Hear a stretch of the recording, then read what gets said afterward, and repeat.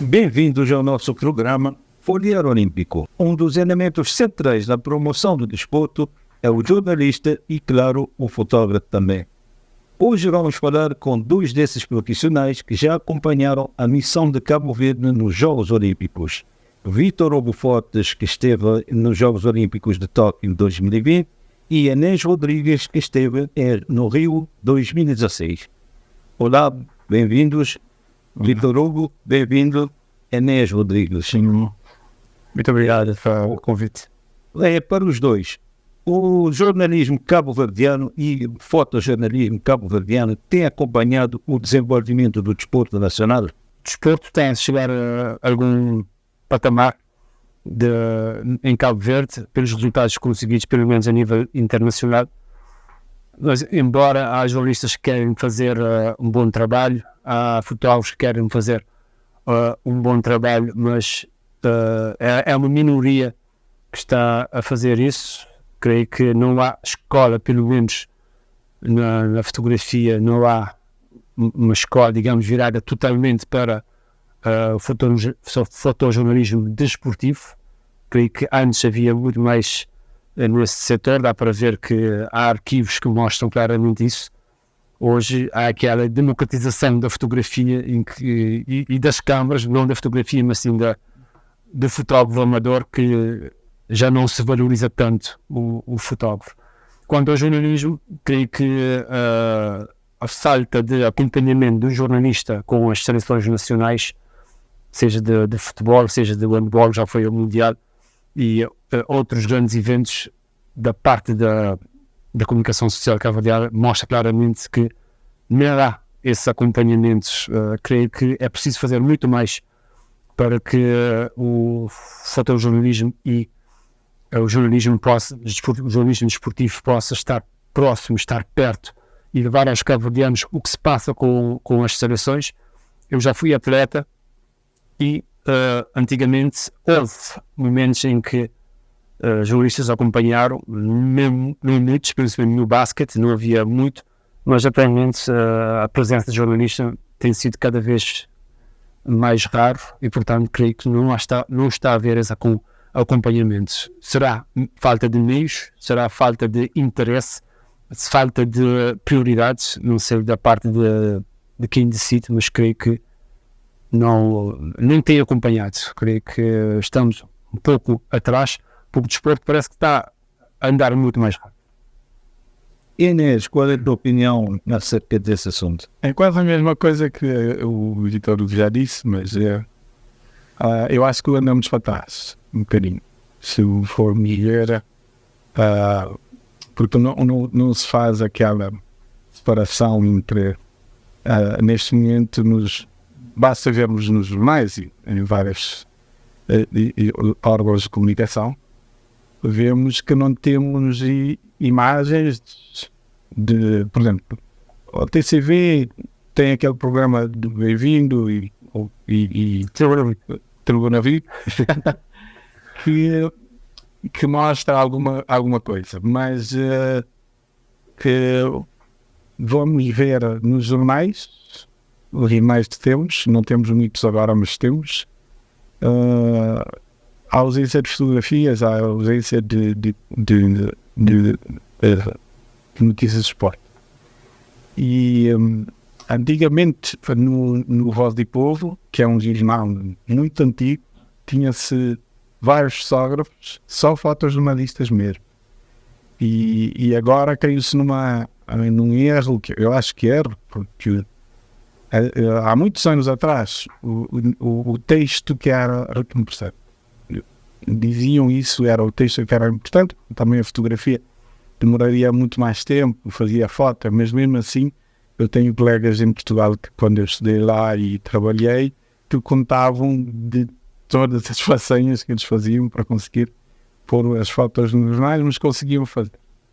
Agora que é uma coisa de segundos, faça foto, que passa, por exemplo, para o telemóvel ou mandar, e eu faço a foto, menos de 5 minutos pode já estar no site, e agora é que temos menos fotos, e faço um erro que é dar uma máquina a um jornalista para ir fazer foto, uma coisa fica mal. Porque ele chega lá, tenta, digamos que está a fazer uma entrevista, uma pessoa, como é que ele está a fazer a entrevista e está a filmar alguma coisa não fica bem, ou está a fazer fotografia não fica bem. Alguma coisa. Há o caso de, principalmente nos jornais online, uma equipa no desporto, que acontece mais, uma equipa ganha campeão, seja, por exemplo, Santo Crucifixo em Santo Antão Norte ganha campeão, metem uma fotografia de Santo Crucifixo, mas do plantel do ano passado, em que 4, 5 jogadores já não estão no plantel, já está noutra equipa, já deixou de jogar, depois aparece. É grave, é grave. Nós, se queremos fazer com que o desporto cresça, e temos que mostrar como é que os jogadores de Cabo Verde ou qualquer atleta é visto lá fora se não há imagem. Você pode ir e dizer, não, temos bom jogador, não sei o quê. Mostra-me, onde é que está? Não há. E se nós não investirmos nessa parte, não dá. Eu, quando voltei para Cabo Verde em 2003, eu trabalhei no jornal A Semana há vários anos. Eu lembro que uma entrevista, às vezes, de várias páginas, era uma foto. E às vezes é a mesma foto, chegamos a pôr fotos de pessoas que já não tinham barba há vários anos e na foto estava com lá. E foi uma das coisas que me chamou a atenção de começar a fazer fotos, E eu, nesse momento, vou de vez em quando, só pelo bichinho de mostrar alguma coisa. Há dias fui fazer o Travadores que ganhou o campeão, fui fazer a foto e o rapaz disse, hoje não tem nada, não tem nada a ver. Estou a vir porque quero e apanhar a imagem para pôr, mas tive que pôr o quê? No Facebook, porque não há nenhum jornal que teve a ideia de dizer, então manda uma foto, ponho não sei o quê, e acontece isto, eu ponho no Facebook às vezes, apanho, ponho no jornal e não dão crédito, ou se dão crédito, não, eu estou a promover, quer dizer, e aquela história. Nós temos que investir muito mais, porque eu não estou a falar dos Jogos Olímpicos ainda, porque sei que vamos falar sobre isso, mas eu acho que nos Jogos Olímpicos que eu fui do Rio, teve lá governantes. Porque é que eles não copiam, não veem como é que as coisas como é que se fazem as coisas a nível de desporto? Então, pelo que vocês disseram, porque pelo que eu depreendi, então houve um retrocesso no jornalismo desportivo e no fotojornalismo desportivo em Cabo Verde, e isso precisa ser corrigido. Sim, porque eu por exemplo, fiz o livro de Tubarões Azuis.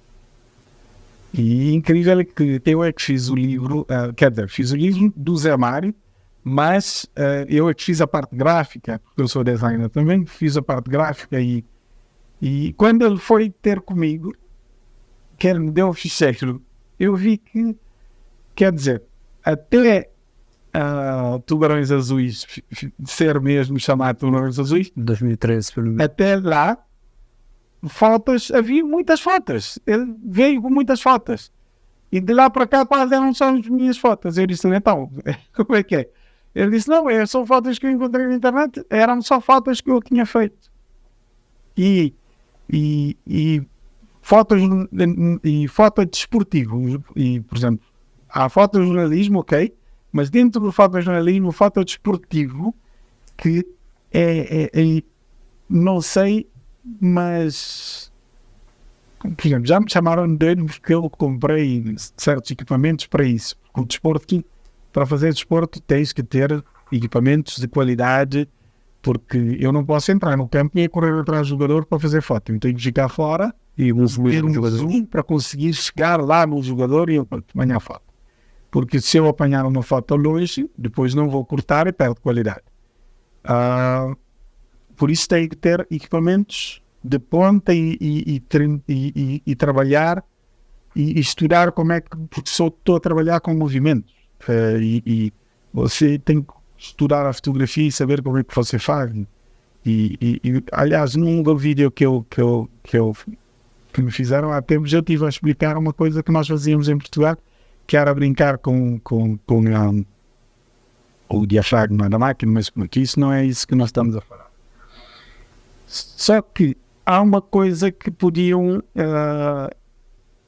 pensar, que é, desde sempre, ter em todos os órgãos, terem mais um fotojornalista só para acompanhar o jornalista. Por exemplo, vamos aos Jogos Olímpicos. E pode não ser dos Jogos Olímpicos, mas todos os lados, chegas lá, se for foto, e só jornalista não podes fazer foto. Lá fora, aqui não. Aqui dá um telemóvel ou uma máquina, o jornalista tem que fazer. E podiam explicar qual é a importância do fotojornalismo e do jornalismo na promoção do desporto? Já acabamos por dizer a mesma coisa.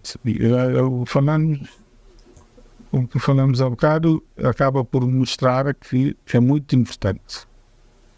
É importantíssimo. É fundamental que no desporto, que em tudo na vida, nesse momento, se fazemos, tem que ser divulgado. Porque senão não fazemos. Acho que já passámos aquela fase, vou fazer filantrópico, dou com a mão direita, a mão esquerda não vê. Creio que quem ainda agora quer promover o seu produto, quer promover a sua marca, e no desporto também temos que vender isso. Só assim é que as marcas, as grandes marcas, as empresas vão ter que vão associar ao clube a marca. A sair de casa vi um post de Vulcânicos, campeão do fogo, a pedir das pessoas que são do fogo, que estão nas empresas, grandes empresas, que têm empresas, por favor, para associarem e oferecer equipamentos de passeio para os vulcânicos. Uma forma de pedir, por favor, não. Vulcânicos tem um nome, tem uma marca, tem um produto, tem que mostrar esse produto, e as empresas, interessante, têm uma marca e vão correr atrás de vulcanos, eu quero o teu produto, eu quero patrocinar a tua marca. Enquanto ficamos nisso, do desporto, o parente pobre, o coitado, por favor, me dê algum apoio, ele vai aceitar qualquer coisa. Vai aceitar qualquer coisa de qualquer pessoa que chegar. E vai aceitar porque não valoriza a sua marca, o ano todo. Agora chega na véspera nacional, não é criticar o Vulcãos, mas a maior parte, isto é um exemplo, mas chega a véspera nacional, quando sente o sufoco, porque os compromissos são maiores, chega para pedir esse favor, essa esmola a quem de boa vontade que aparece. As coisas não devem ser feitas assim. Há que ter um plano de marketing, trabalhar, mesmo sendo campeão ou não sendo campeão. Há equipas que não são campeões, mas que apostam na sua marca, têm sede própria, são autossustentáveis, não estão preocupados muito com ser campeão. Mas quem quer ser campeão tem que saber que tem que construir a marca. E então é nisso que tem que apostar. Tem que apostar em boas fotografias, tem que apostar em imagens de qualidade. Porque também os jogadores que estão nessa equipa, a gente precisa de uma fotografia, não tem. Pedem as equipas não têm. Entra no início de cada ano, cada equipa devia ter um plantel. Fotografias de todos, mas não tem, cada um vem com. Não se faz, vem jogadores cada um com de uma cor, cada um no fundo. Se vamos fazer um calendário, criamos como se fazia antigamente, pode ser um mercado também, uma forma de ganhar dinheiro, mas é impossível, porque não há fotografia dos jogadores. Exato. As pessoas são adeptas do clube, e às vezes há tempos perguntei para já não me lembro o nome, ele jogava no Travadores, depois foi para uma outra equipa, depois eu tinha a perguntar, não, eu acho que ele estava na equipa Panda, agora já sabe, não sei o que. Mas se bem fazer uma reportagem, tem Travadores campeão há 20 anos atrás, vamos fazer fotografias. Tens uma fotografia tua na altura? Não tem.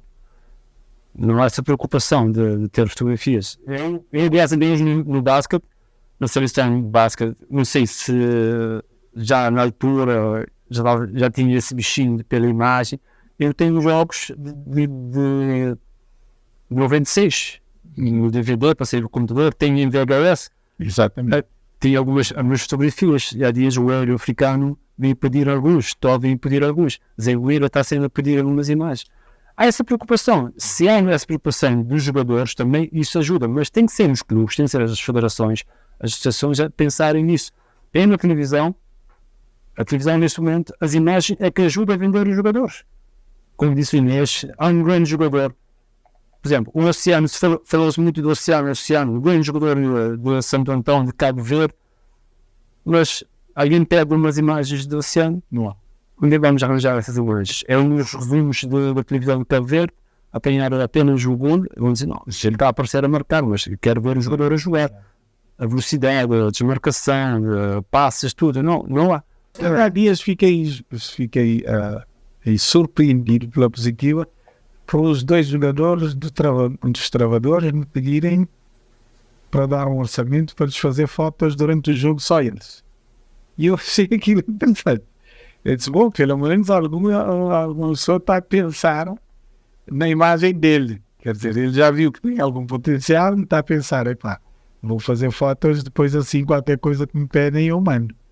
Mas não há, Mas eu acho que isso, até o clube é que devia pensar nisso. há uma necessidade dos dirigentes, dos agentes desportivos, tomarem consciência dessa importância da imagem e do jornalismo desportivo. Não, também às vezes é difícil entrevistar os atletas. No final dos jogos vão se entrevistar os atletas porque eles não querem falar. Tratam o jornalista como se estivesse a fazer um jornalista a favor.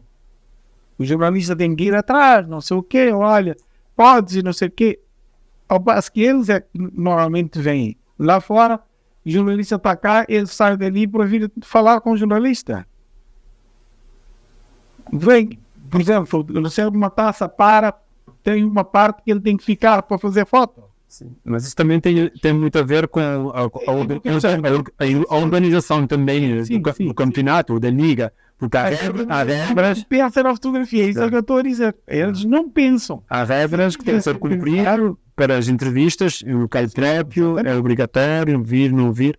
Isso é um processo para se chegar um dia em Cabo Verde. Futebol, em algumas coisas, sim. Mas muitas vezes o jornalista quer fazer, o fotojornalista quer fazer uma foto, por exemplo, de uma entrega do troféu, quer apanhar em um momento exato, ou a entrega de uma medalha, mas aparece alguém com um telemóvel e tira o ângulo, e o momento não se repete. Porque não se respeita, porque se respeitassem mesmo, olha, não, aqui não pode estar. Há limites, há uma fita, uma linha no chão, assim como na barreira a passar aquele spray, a barreira não pode movimentar, mas o Ministério Nacional deve ser bem. Há uma fita, ou um risco no chão, não podes passar daqui. E tem que ficar aqui. Mas não há esse respeito. Nos Jogos Olímpicos tem exatamente isso. Toda a gente toma o prémio, depois tem o púlpito e depois à frente é o fotógrafo.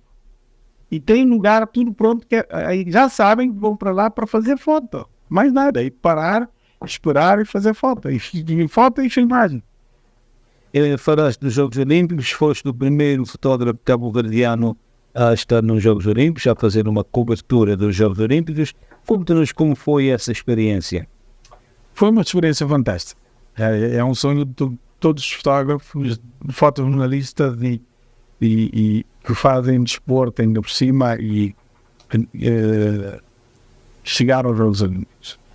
É um sonho porque, por mais que eu já tinha experiência um bocado de Portugal de fazer fotos de desporto também, mas ir aos Jogos Olímpicos, eu cheguei num sítio que eu vi que era valorizar o meu trabalho. É tão valorizado que eles levam um stand da Canon e um stand da Nikon, que são as duas marcas mais, na época era mais famosa. Neste momento ainda já há Sony, já há várias outras, mas normalmente o que está lá são essas duas marcas. Porque é que eles levam?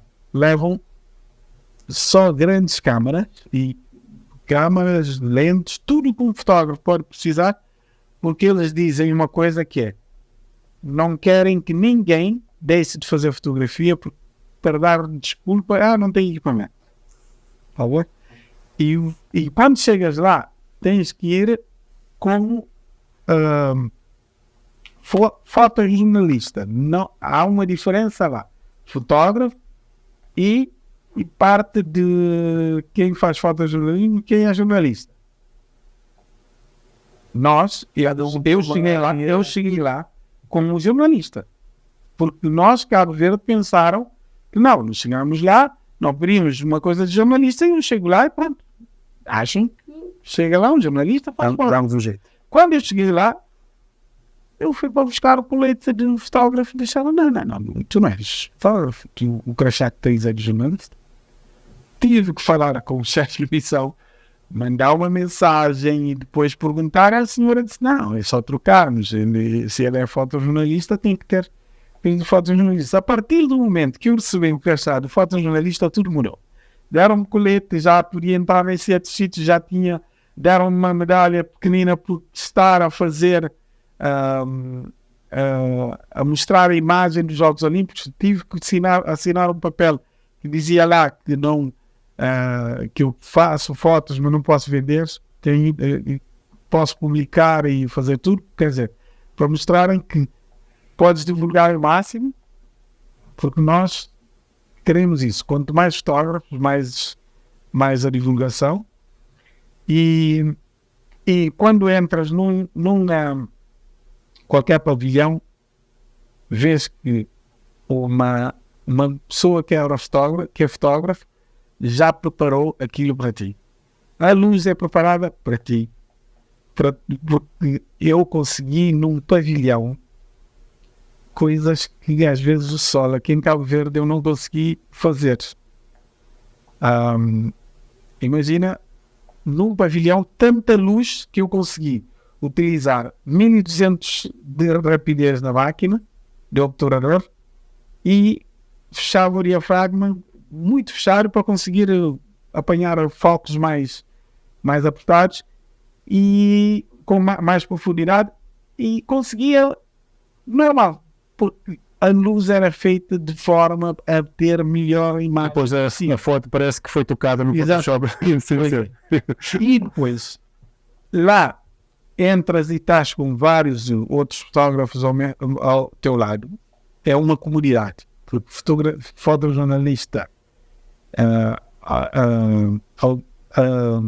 ao contrário de muita gente pensar, nós somos somos unidos.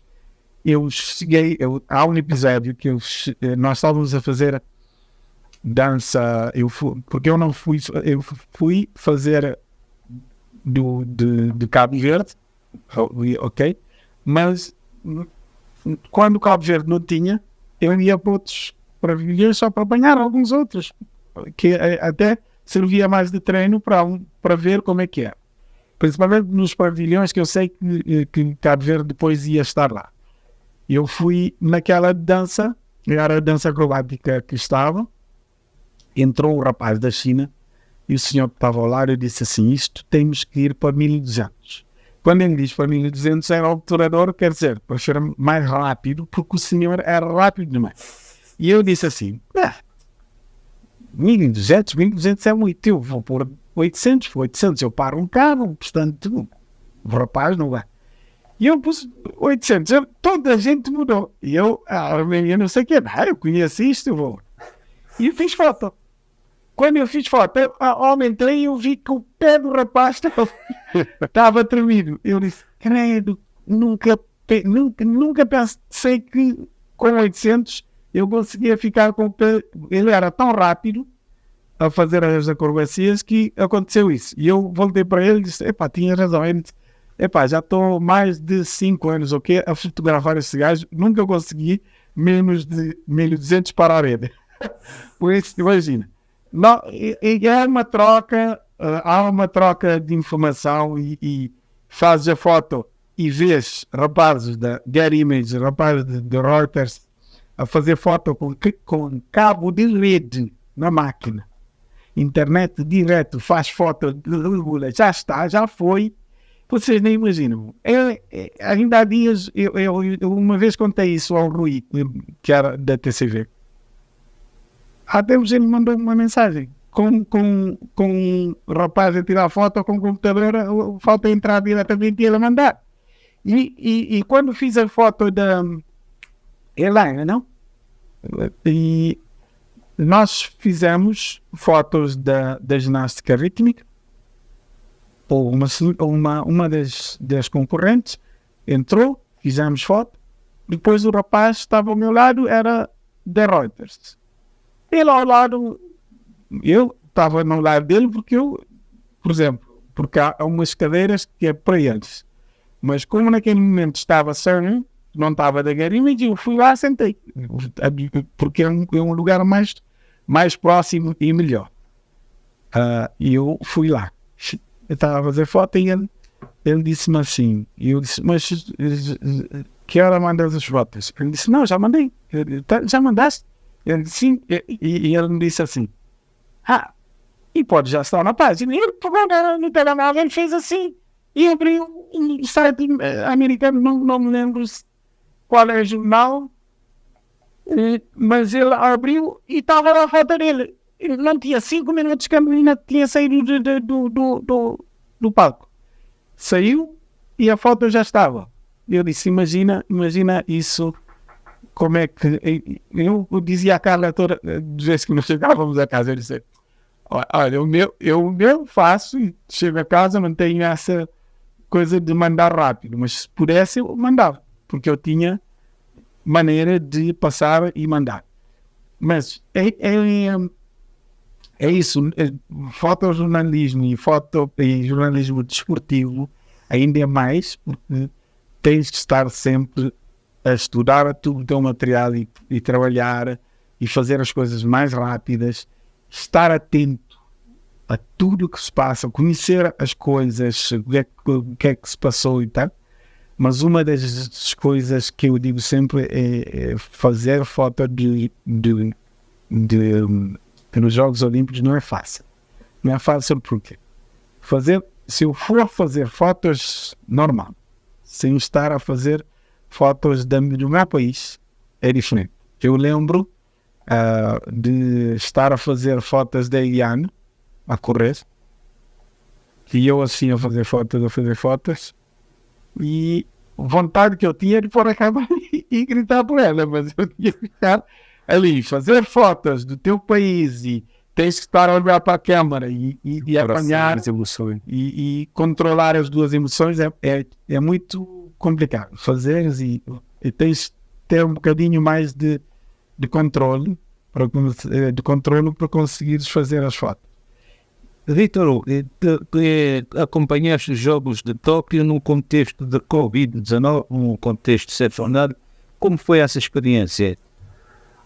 Quando recebi o convite para ir para os Jogos Olímpicos de Japão, foi com enorme satisfação que eu recebi a notícia que podia ir, depois de todo aquele atraso que houve realmente depois devido à Covid. Fiquei assim, digamos, pouco ansioso se iria ter ou não ter. Era perder uma grande oportunidade, mas ainda bem que chegou a acontecer.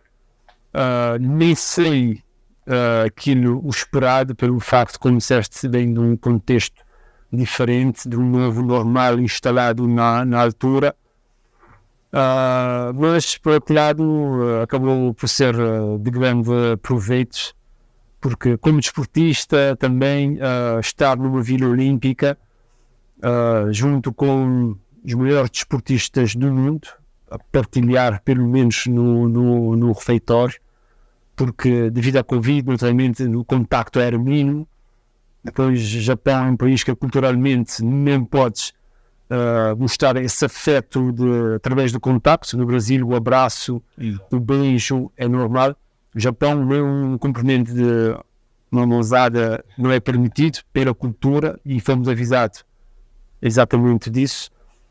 E depois, no contexto da Covid, essa aproximação, o contacto era ainda menor.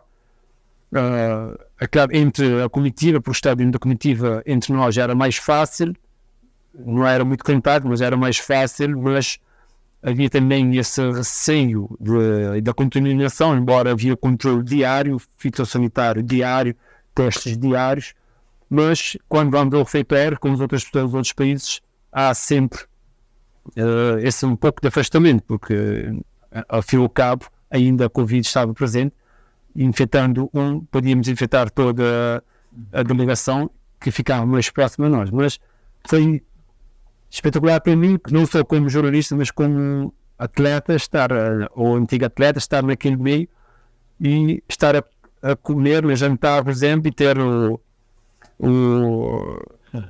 Brasil dos Lakers, campeão do NBA ou da Espanha, ter o Jokic do meu lado, ter a comer junto comigo, por exemplo, os atletas do vôlei, os atletas do basquete, que a gente vê na televisão, que eu impensável ter atuado assim, e para ver que são acessíveis também.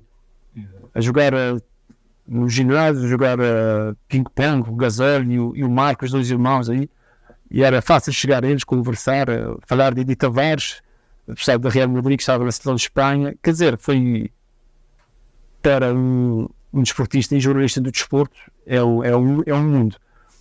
E por estar dentro da comitiva e estar com a mesma roupa, tudo igual aos atletas, até confundir-me com outro atleta.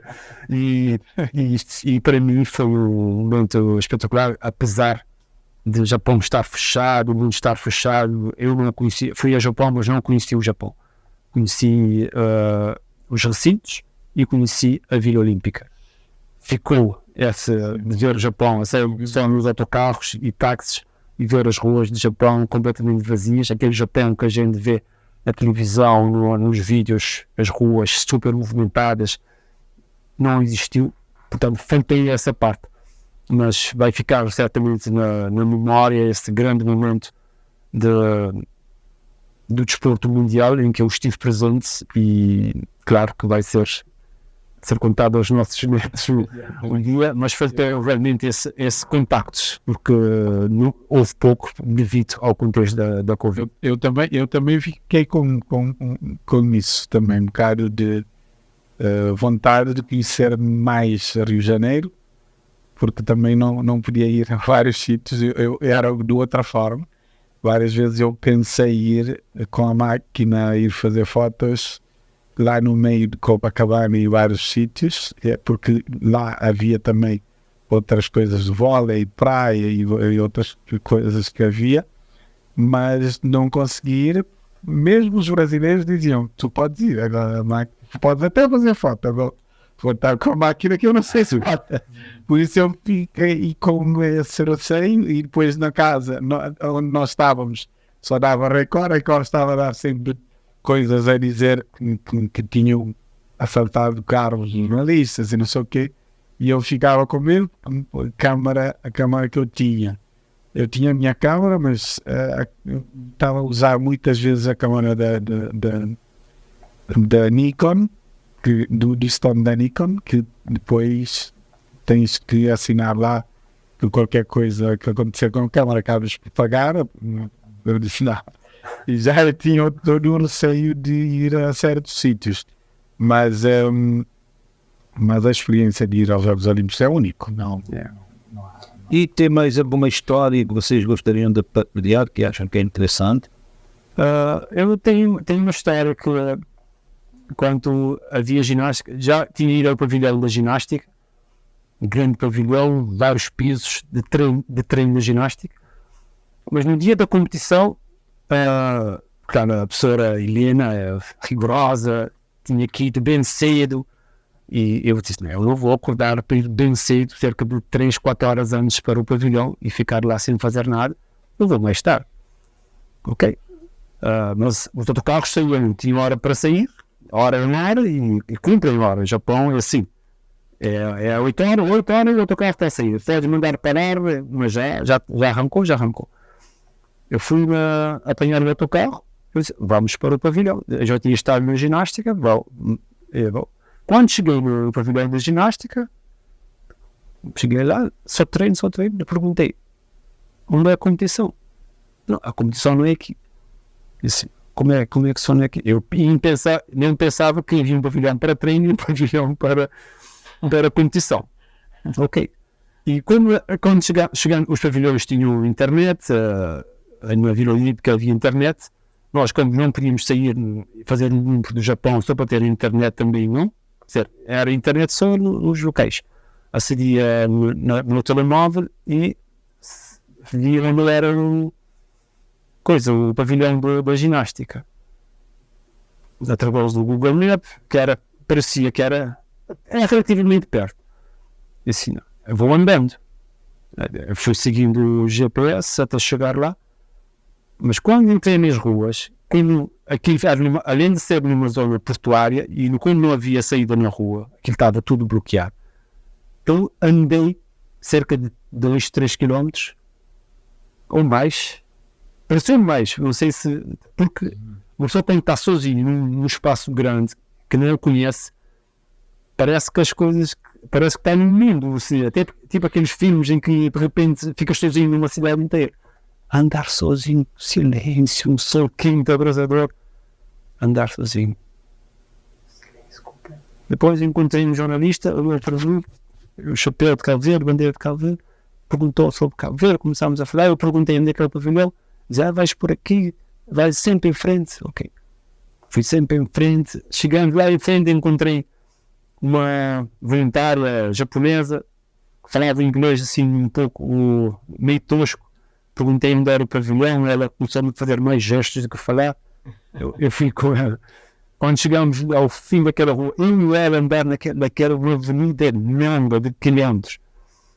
Ela disse que ela ia para a direita porque era o vôlei e a ginástica ficava na esquerda. Mas foi um momento parece aqueles filmes de zumbi, uma pessoa sozinho, num país desconhecido, ou num local em que não conhece o caminho, no silêncio, sem ninguém ao vontade de caminho para perguntar. Foi um momento que não é do jornalismo, mas marcou muito aquele facto de se sentir aquele, digamos, o medo de perder e como é que ia fazer num país que é estrangeiro, e para voltar para a Vila Olímpica sozinho não dava, porque em Japão qualquer distância de meia hora de autocarro nas autoestradas é quilómetros e muitos quilómetros para chegar. Mas felizmente consegui chegar ao pavilhão e todo suado depois de andar, e Japão faz calor na época dos Jogos Olímpicos fazia muito calor, mas felizmente consegui chegar nos Jogos Olímpicos e ainda ter algumas imagens que eu consegui captar. Não sei se desta vez foram mais suaves em termos de capturar a imagem, mas deixaram com a minha câmera pequenina, deixaram apanhar imagens, talvez por ser de Cabo Verde e Cabo Verde estava a atuar, deixaram apanhar as imagens que eu acabei por usar na televisão de Cabo Verde. Mas este foi um momento realmente que marcou em termos da estadia nos Jogos Olímpicos. De outra parte, não consegui fazer muito mais além dentro da comitiva de Cabo Verde, porque na altura era limitado para conseguir falar com uma estrela dentro da Vila Olímpica. Era impossível, porque ninguém ia aceitar com um jornalista de uma estação. Até fica estranho um jornalista que é da comitiva fazer uma entrevista com uma estrela dos Estados Unidos ou do Japão, quer que seja, do Brasil, que esteja dentro da vila. E a parte da imprensa do país não aceitava mesmo isso. Nós tínhamos um carro que nos deram para andar, também eu é que conduzia o carro. Por acaso tivemos algumas vezes com Inês, até um dia perdemos. Fomos para eu e a Carla e o agora como é que chamava o senhor? Já não me lembro. Perrier. Entrou no carro, nós vamos, não sei o quê, e ele disse, eu já estive no Brasil, vocês podem ir à vontade. Nós fomos, quando estávamos para voltar, eu disse, eu acho que é para a direita, que eu sei que eu vim aqui para a esquerda, não, tem agora para a direita, não, pode ir em frente. Quando saímos, diz assim, Rio de Janeiro, 6 km, pronto, já tínhamos que andar toda aquela estrada para até chegar no... Eles dizem, reportagem, dizem pedágio. E uma das coisas até que nós, que digamos, dificuldades é muita coisa, tinha que ter muito cuidado com esses tipos de... O que é que falavas, muitas coisas eles dizem diferente. Nós tivemos que ir lá e depois sair na portagem e demos a volta. Eu lembro que a senhora disse meu amor, e por eles diziam meu amor para toda a gente, meu amor, você vai, vira à direita, mas sai da autostrada, você tem que dar 3 direita para voltar a entrar. Só que tem que ser rápido porque é na favela. E eu estava assim, meu tio já me tinha dito, ele vive no Brasil há muitos anos, ele disse, olha, cuidado no Brasil, quando dizes para virar à direita, tens que ver bem quando é que é, porque às vezes o GPS me entra na favela. E nós tínhamos visto uma notícia dos militares que vieram, depois entraram e mataram um. E eu quando disseram para entrar, nós entramos, aquilo era montado, eu fiz aquilo até as três curvas no instante. Entrei você para... Mas uma vez também fomos e viemos, quando voltamos para apanhar o carro, encontramos a roda furada. Depois, mas quando fomos ver no dia seguinte, eu troquei a roda rápido, disseram que havia uma favela perto, pusemos tudo, levamos, aí levei o carro. No dia seguinte, quando fui ao borracheiro, como eles dizem, quando fui lá, o senhor tinha dito que era tipo uma faca que meteram na roda. E eu disse, pá, agora tenho que começar. Fomos falar com o pessoal do hotel e onde apanhávamos o autocarro, tínhamos que pôr o carro lá dentro para não ficar naquele espaço. Eu já comecei a fazer filmes e eu disse, pá, de certeza deram isto, se nós voltássemos para casa às 9 da noite, que era mais escuro, era complicado. Queriam ter feito alguma coisa. E a única coisa que eu senti no Brasil é isso. E que é... Eu fui para Copacabana, tinha e tanques de guerra e tudo, policial, tudo lá, e sentes que não estás seguro. Eu não senti seguro lá e a trabalhar mesmo assim. Por isso é que eu não fui em muitos mais sítios, porque tinha que conduzir para ir e não tinha maneira, tinha que conduzir e já não deu para fazer muito mais coisas que aquilo que eu queria fazer. E de toda essa vossa experiência no jornalismo, onde estive na Forte Jornalismo, acreditam que os jornalistas e os fotojornalistas devem ser tidos em conta sempre nos grandes eventos? Sempre. É isso que eu luto sempre para terem mais fotojornalistas nos órgãos de comunicação social.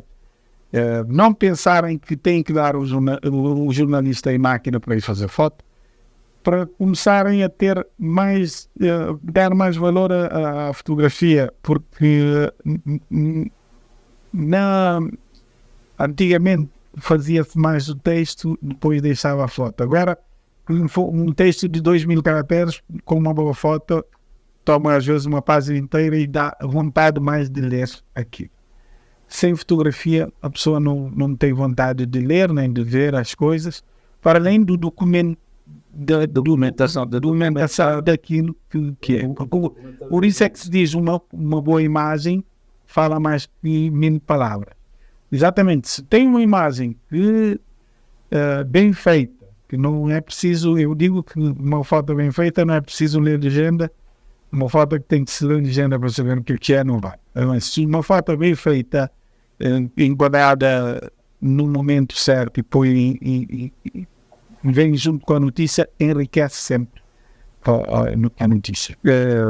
Também concordo com o Inês, já que se não há comunicação, porque as coisas nem podem funcionar em separado.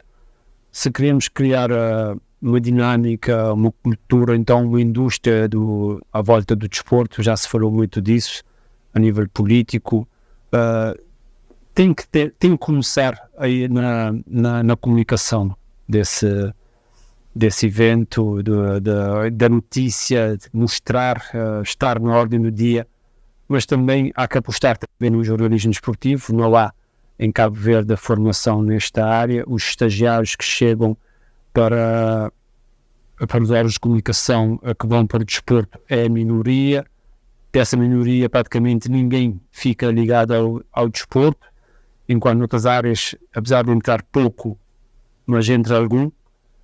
Portanto, na instituição que eu estou também tem acontecido do mesmo. Todos os estagiários ficam sempre com a parte política ou social também, e o desporto é sempre tido como o parente pobre, o filho fora, é sempre isso.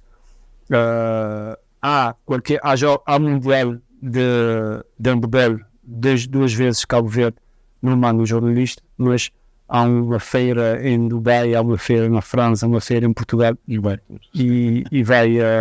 vai jornalistas junto com a comitiva governamental, enquanto uma seleção com 20 e tal, 30 pessoas, não há esse compromisso de levar um jornalista. Depois acontecem situações. Eu, quando era miúdo, via os relatos do Canfra, por exemplo, em que ele contava tantas situações caricatas e bizarras que aconteciam no Mali, no Senegal, com a Taça Nurca Cabral, e eu, quando criei essa abertura, ficava a imaginar, a tentar entender o cenário, que coisas que para nós em Cabo Verde parecem que são impossíveis de acontecer, mas que ainda em alguns países em África ainda continuam a acontecer, e que limitam claramente, Marcos, limitam a prestação dos atletas, porque somos humanos, somos homens, e dependendo do ambiente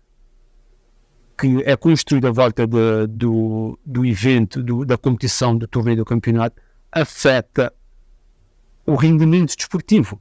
Tem a questão da alimentação, tem a questão do transporte, do chegar hoje ou amanhã em cima da hora, tem também. Tem a questão da pressão psicológica feita principalmente pela equipa da casa. Agora em Angola, o apuramento para um duelo contra Angola, o momento em que a Cabo Verde estava no seu melhor momento no jogo, há o corte de energia. Na eliminatória anterior, na Côte d'Ivoire, frente à Côte d'Ivoire, há corte de energia também 15 minutos durante a partida com o Cabo Verde.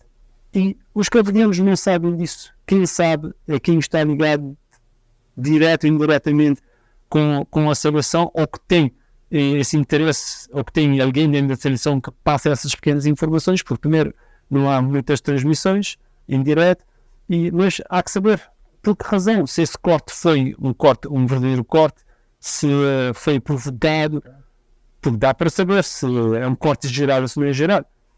E tem a ver também com a alimentação. Agora, no apuramento na África do Sul, em Cândido Eswatini, vimos como é que a claque de Cabo Verde era constituída pelos funcionários do hotel da África do Sul. Porquê que os sul-africanos do hotel estavam a apoiar Cabo Verde e não Eswatini, o país que está ao lado, que tem fronteiras? Essas coisas, tentar entender. Isto tudo é informação. Isto tudo ajuda a perceber o que é que os jogadores estão lá, sem receber nada, estão a fazer por Cabo Verde. Eu já estive em África do Sul em pleno apartheid. Depois de fazer o check-in, chegámos e encontramos as nossas malas ao lado do avião. Teria que ser nós a colocar a mala dentro do avião, porque tinham aquele medo que alguém fizesse o check-in e depois não aparecesse no avião e aquela mala teria um explosivo. Já estivemos em países em que ao lado do quarto havia armas da KM na mão. Coisas que para nós em Cabo Verde a gente não vê, mesmo dentro do quartel, não há esse armamento grande assim, quanto mais no dia a dia cotidiano. E para uma pessoa que nunca viu isso, chegando, é um choque a primeira. E um atleta, chegando no pavilhão, encontrar temas de guerra, homens armados de toda forma, aquilo de alguma forma condiciona. Portanto, os cabo-verdianos têm que começar a saber o que se passa lá fora. E quem faz isso? Tem que ser o jornalista. Não tem que ser a lenda comitiva que é um curioso, que tem um telemóvel, que faz um live, um vídeo todo a tremer de forma no horizontal e vertical, e vamos ter que aqui usar em Cabo Verde. Creio que o Comitê Olímpico faz bem em mandar pessoas formadas com capacidade para, junto com a comitiva, porque é necessário. E creio e as entidades cabo-verdianas elas têm que entender isso. Seja em qualquer área. Se está, não estou a reclamar que estamos com o governo ou com a música ou com outro, mas no desporto tem que ter também. Então, nesse aspecto, o Comitê Olímpico fez uma revolução, um grande trabalho no jornalismo esportivo e no fotojornalismo. Sim, porque antes havia no RTC, havia muito mais. Tem nos anos 70 e pouco, depois da independência, para os grandes relatores que reuniam para uma linha se lugar com condições péssimas. Sim. Mas hoje há muito mais facilidades, é mais fácil enviar uma fotografia agora. Em 5 segundos já está em cara verde. Até vídeo, lance, você apanha agora o telemóvel, uma chamada com uma chamada videochamada acontece no instante, podes colocar aquilo no ar. até às vezes É muito mais fácil. a melhor coisa que aconteceu com a Cabo Verde é a Covid, porque a partir do Covid nós vimos que dava para trabalhar online, que muita coisa podia ser feito antes, né? Eu tiro o chapéu para o Comitê Olímpico, principalmente da Filomena, que teve a coragem de levar um fotojornalista para os Jogos Olímpicos, porque eu me lembro de fazer as fotos e pôr no Facebook, a Carla me dizer, vai ver lá no comentário o que é que estou a dizer. E eu fui no comentário e estavam a dizer, Inês, obrigado, estás a nos pôr fazer parte dos Jogos Olímpicos. Eu estou parecendo que estou lá a ver de tanta coisa, porque todos os dias eu punha fotos de coisas que aconteceu lá. Eu tive, e mesmo aqueles momentos que não era de Cabo Verde, eu fiz fotos do ambiente, de coisas que aconteciam nos outros pavilhões e eu pus. E as pessoas gostaram. A Carla andava sempre a fazer ela era locutora, era jornalista, tudo mais alguma coisa. Nós fazíamos vídeo e punhamos, e éramos 3 lá dentro, mas conseguimos fazer, eu acho, nesta parte, fizemos um trabalho não na medida do possível. Mas conseguimos mostrar e toda a gente viu. E houve uma quebra do Tóquio, passou assim.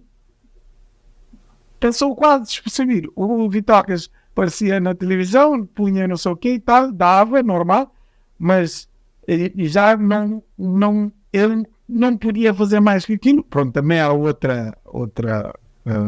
outro momento com Covid, com tanta restrição que ele tinha. Mas eu acho que temos que começar a pensar em todos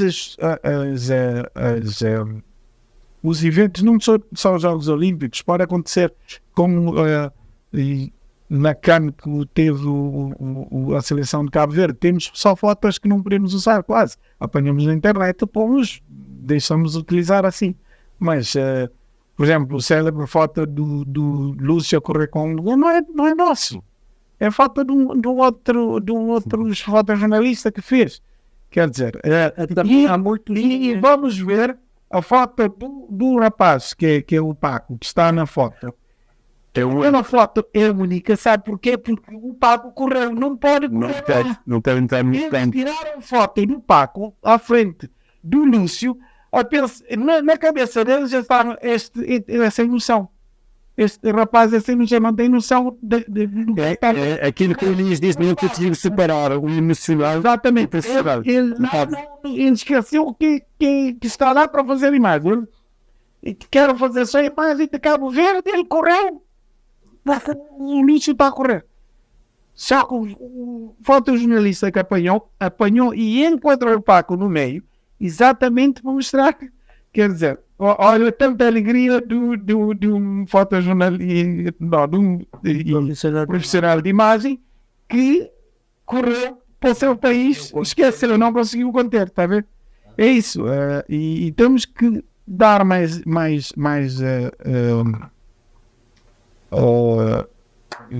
Atenção. mais atenção a essa parte da imagem, porque comunicação faz-se com a imagem, senão a imagem, texto, não é só texto, não é só dizer sem ter, mostrar, não é? E para finalizar, poderiam falar um pouco sobre o vosso percurso, como iniciaram e como chegaram até hoje, rapidamente. Eu fiz fotojornalismo, acabei entrar nesse mundo do jornalismo. Começou com Voz e Fogo, porque o meu pai já trabalhava lá. E eu no meio, e tive com o Zé Maria Borges, que me levou para o estúdio e me mostrou. E aquilo era mágica para mim, ver a foto, entrar papel branco e voltar a foto. Aquilo ficou-me na memória. Depois eu fui para andar no meio lá da redação, ver o Daniel Santos, por exemplo, a escrever, e outros, e um Palma, outros. Depois fui para Portugal, fui fazer o curso de artes gráficas e lá dentro tinha fotografia, acabei por gostar mais e fiz a parte de fotografia. Depois de sair de lá, fui trabalhar no jornal, porque o meu antigo chefe ouviu falar de mim através do meu professor, pediu o meu número, convidou, eu fui para lá, entrei lá e foi lá numa grande escola, porque eu entrei no jornalismo em si, e fotojornalismo ficou-me mais ainda, deu mais vontade de fazer fotojornalismo, porque me puseram a fazer isso. E era incrível, porque eu ia para os lugares, fazia foto no princípio, e junto com várias pessoas que já eram grandes fotojornalistas, e eu fazia a foto, como estamos aqui sentados, eu apanhava o enquadramento, acabou, as 3 pessoas, acabou. E eu chegava no jornal e punha, e no dia seguinte via nos outros jornais, a mesmo lugar, as mesmas pessoas, o enquadramento completamente diferente, apanhava a pessoa, por exemplo, de costas, o outro a falar à frente com outra, eu apanho ali, que nós 3, mas o outro apanhou ali, você de costa, e eu a falar com outra expressão, e a foto tinha muito mais importante, mais impacto. E eu começava a ver, como é que eles fazem isso e eu vi muito os outros, e fui aprendendo desde aquela época. Eu comecei em 99 no ensino não, e agora eu já tenho 20 e tal anos de experiência. Depois de lá vim para Cabo Verde, e de 2013 até agora em Cabo Verde trabalhei no Jornal da Semana, onde também foi uma escola de qualquer forma, mas fui fazendo as fotos e fui mudando também a maneira de ver as coisas. Eu lembro quando eu fiz a foto a primeira vez que eu cortei a cabeça de uma pessoa, só um bocadinho, acharam que a foto não valia. Depois viram que era um outro tipo, e mostrar a imagem, e mostrar que eu queria mostrar a expressão da pessoa, porque eu cortei a pessoa para aqui. E fui mudando um bocadinho também. Não estou a dizer que eu é que mudei, mas fui contribuindo para mudança de um bocadinho de mentalidade de algumas coisas de fotografia. Aí desde então tenho feito fotos de todas as áreas quase, porque não da fotografia, porque infelizmente em Galvão não dá para ficar só no nicho, se não estás trabalhando, não dá para viver. Aliás, estou num grupo de pessoal que é fotógrafo e também ligado ao Photoshop, e a maioria são do Brasil. Quando todos estavam a dizer, eu faço fotos de comida, ou tu fazes foto de desporto, ou tu disto, aquilo, e quando chegou para mim eu disse, eu faço de tudo. Toda a gente começou a rir, mas eu lhes disse que é muito pequenino, é um mercado pequenino, não dá para nós, temos que diversificar, mas eu gosto muito de fazer foto de desporto, que é uma, porque tens, aliás, mais fotojornalista em si, mas desporto eu gosto porque tem aquele momento, passo o segundo, já não tenho aquele lance, ou não tenho aquela coisa. E eu gosto dessa adrenalina de fazer as coisas e tentar captar a melhor maneira no momento e fazer. Vitor, Eu creio que desde bem cedo eu comecei a gostar da televisão. Eu vivi na altura no céu, quando começa a ser entrar na escola primária. Creio que é a partir que as coisas começam a acontecer, os contactos. Nesse momento creio que é importante, 5, 6 anos. Meu pai, por acaso, também gostava de fotografia e também fazia revelações em casa, mas eu nunca liguei muito para essa parte. Eu gostava de televisão, na altura no céu, nos anos 76, 77, 78, ainda não havia TCV, nem TV na altura. A gente apanhava celular, RTS, e meu pai também sempre, por ser homem, gostava do tipo de coisas e ele andava sempre a mexer nas televisões, era branco e preto, depois arranjou uma placa colocada à frente, que dava a sensação de colorido, estava sempre a mexer nas antenas, e às vezes até apanhava algumas coisas das Canárias, porque sabe, é mais próximo, é plano, dá para apanhar muita coisa. Eu já na altura já começava a ver alguma coisa do desporto que era feito lá fora, nos Jogos Olímpicos, e sempre ganhei essa paixão. E depois, como também entrei no desporto, quando houve essa possibilidade de ter desporto e televisão e ao mesmo tempo depois com formação em ciências da comunicação, eu disse por que não estar no desporto. Comecei junto com o José Eduardo, já tinha uma experiência na RTC como apresentador do desporto, e na altura ele também estava a estudar também na Piaget juntos. Ele convidou-me, ele estava na Tiver a fazer o programa de desporto. Disse, por que não? Eu ofereci para ajudar. Foi tipo um estágio, não curricular, mas foi um estágio que fui fazendo ao mesmo tempo que estava a estudar e a trabalhar dentro do desporto, fazendo televisão e jornalismo ao mesmo tempo. Para mim não é trabalho, digamos assim. A minha esposa brinca muitas vezes comigo e diz que eu não vou trabalhar, eu vou para um divertimento e pagam-me para isso. Exatamente. Creio que para quem está no desporto, exato, tem que ter isso. Porque se vamos fazer só pelo salário, pelo dinheiro no desporto, nem deve funcionar.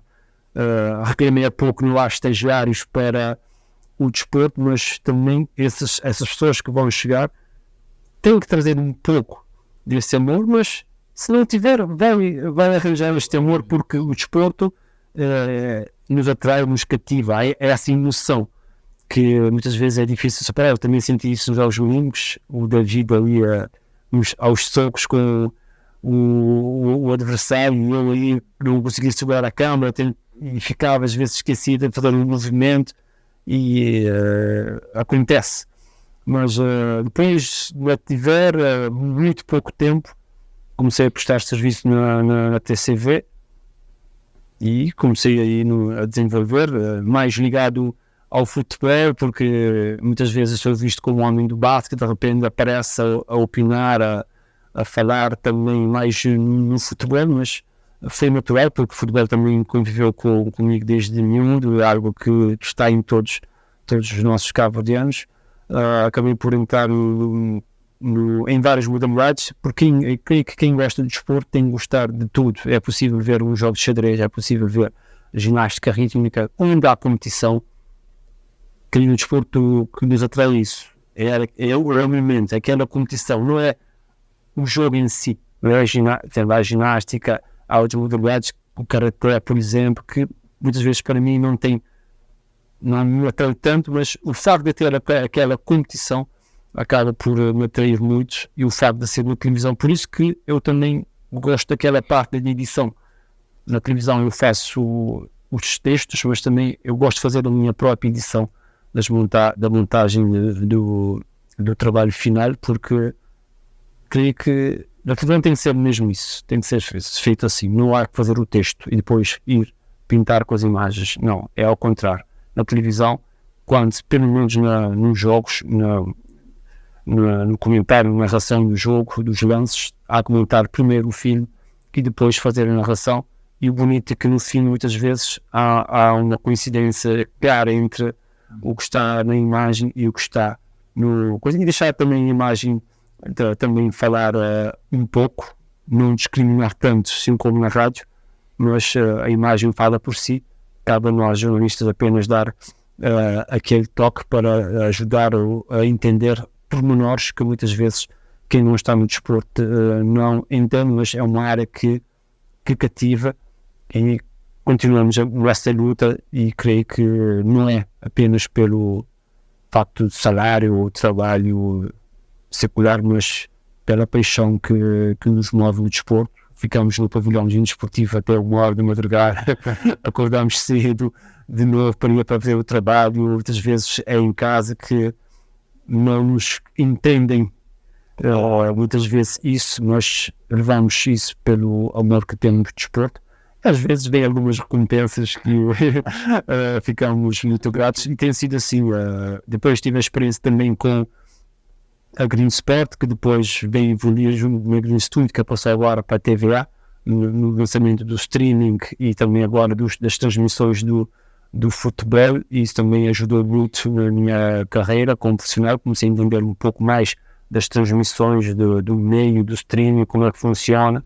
Portanto, isso também é uma parte daquilo que vai ser o futuro, a televisão digital também, e é um modelo também que creio que a televisão de Cabo Verde, onde estou nesse momento, poderia investir mais também, e por que não chegar um dia ao sonho de ter um canal temático dedicado totalmente ao desporto dentro da RTC. Obrigado, Inês. Obrigado, Vitocas. Obrigado, não. Obrigado pela sua oportunidade de falar um pouco sobre essa experiência, não só dos Jogos Olímpicos, mas também do jornalismo, esse setor dentro do jornalismo que amamos muito, embora que muitas vezes é tido como, digamos, dizer o parente só. Ele pôs um post sobre, ele tinha tantos anos que ele tinha ganho medalha de bronze, e eu mandei-lhe uma foto que eu fiz dele a chegar com e isso é para ver mais ou menos a importância de ter imagens. Senão eu mandei, ele disse, para espetáculo, ideias, não sei o que, e esqueci que tinhas essa imagem. E é isso, só podemos mostrar o que é que aconteceu se tivermos imagens para mostrar. Foi muito obrigado por esse momento. Vamos ao espaço Curiosidades.